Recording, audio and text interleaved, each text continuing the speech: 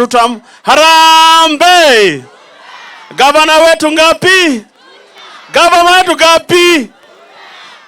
Kwa majina yangu naitwa MC Maina Nyaitoga, ama Erastus Maina. Mimi ni mkaaji wa Nakuru East Ward. Natafuta kiti ya MCA. Na mimi ni mtu wa tutam. Msifishindwe huyu jamaa. Nilikuwa upande ule mwingine wa one term, lakini nikaona kulikuwa na giza sana. Huko nikaona hakuna plan, hakuna maendeleo. Zile vitu ni story mingi, sijui maandamano, lakini hakuna maendeleo. Mimi nikaanza kuona kazi ya governor.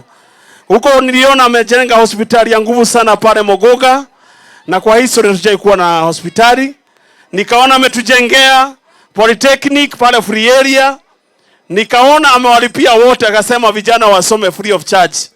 Na wakalipia 330,000 na kila mtu Murogi, Freria, Wanyama. Sisi tunasema ni tutam.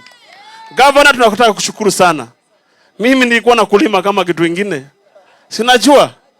Lakini sasa nimeona kazi yako, na mimi sasa huko usikuwa na wasiwasi. Wewe unaenda tutam. Najua na mimi niliokoka nikaona mwangaza, na mimi ndio next MCA upande wa Nakuru East Ward. Mimi ndio nalimana na Geru pale. Kwa hivyo mkiwa tunalimana, sisi ni mandugu, lakini tutapambana. Si ni kweli? Kwa hivyo governor, karibu sana.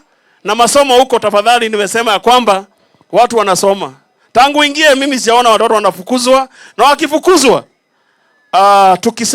tukienda kwa ofisi ya basari, wamekuwa kilipiwa agent basari na inakuwa sawa. So sasa hivi tunatarajia ripoti mzuri sana kutoka kwako, na ripoti itafika huko. Harambe! Gavana ni ngapi? Gavana ni ngapi? Asanteni sana.